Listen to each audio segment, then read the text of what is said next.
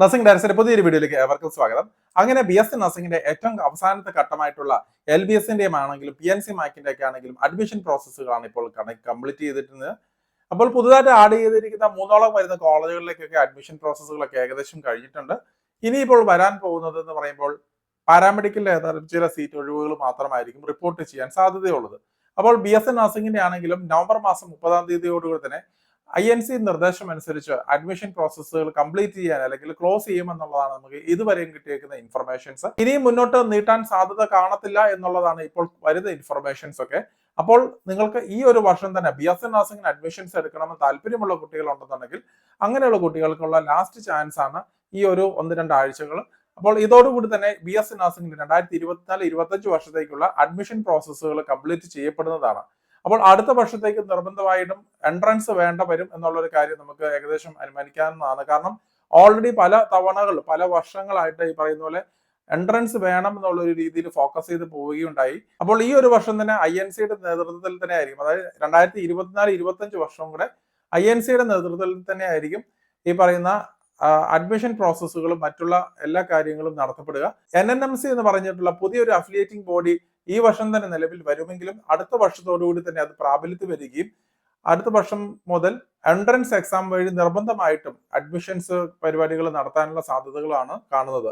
കാരണം BSc നഴ്സിംഗിനെ പുതിയതായിട്ട് വന്നിരിക്കുന്ന സെമസ്റ്റർ സിസ്റ്റത്തിന്റെ സിലബസ് ഡിസൈൻ ചെയ്തത് മുതൽ എൻട്രൻസ് എക്സാമും എക്സിറ്റ് എക്സാമും ഉണ്ടെന്നുള്ള ഒരു കാര്യം പല തവണകളായിട്ട് പ്രതിപാദിക്കുകയുണ്ടായി. പക്ഷെ INCക്ക് അത് കൃത്യമായിട്ട് നടപ്പിലാക്കാനായിട്ട് ഇതുവരെയും സാധിച്ചിട്ടില്ല. അപ്പോൾ NNMC എന്ന് പറഞ്ഞിട്ടുള്ള പുതിയ രീതിയിലുള്ള അഫിലിയേറ്റിംഗ് ബോഡി തീർച്ചയായിട്ടും ആ ഒരു കാര്യത്തിൽ സ്ട്രിക്റ്റ് ആയിട്ടുള്ള ഡിസിഷൻസ് തന്നെ എടുക്കാനുള്ള സാധ്യതകളാണ് കാണുന്നത്.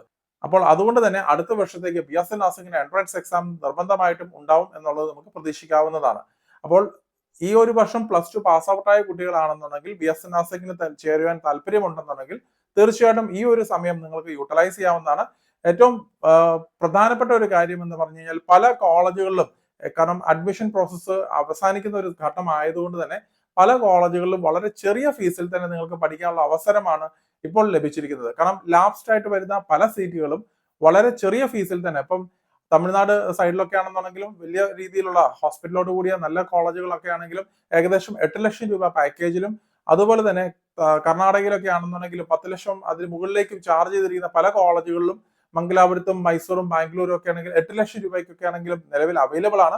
മിക്കവാറും വരുന്ന മെഡിക്കൽ കോളേജുകൾ ഉൾപ്പെടെയുള്ള ടോപ്പ് വരുന്ന കോളേജുകളൊക്കെ തന്നെ ഫീസ് ഗണ്യമായിട്ട് കുറച്ചിട്ടുണ്ട്. കാരണം അവസാനം വരുന്ന ലാസ്റ്റ് സീറ്റുകൾ കംപ്ലീറ്റ് ചെയ്യേണ്ട ഒരു ഘട്ടം ആയതുകൊണ്ട് തന്നെ, കാരണം ഇനിയും മുന്നോട്ട് ഡേറ്റ് എക്സ്റ്റൻഷൻ ഉണ്ടാവുകയില്ല എന്നൊരു ന്യൂസ് വന്നതുകൊണ്ട് തന്നെ അവർ ഉള്ള ബാലൻസ് വരുന്ന സീറ്റുകൾ ഈ പറയുന്ന ഗവൺമെന്റ് കോട്ടായി കഴിഞ്ഞതിന് ശേഷം ഗവൺമെന്റ് ലാസ്റ്റ് സീറ്റുകളൊക്കെ നിരവധി കോളേജുകളിൽ വന്നിട്ടുണ്ട്, റിപ്പോർട്ട് ചെയ്യപ്പെട്ടിട്ടുണ്ട്.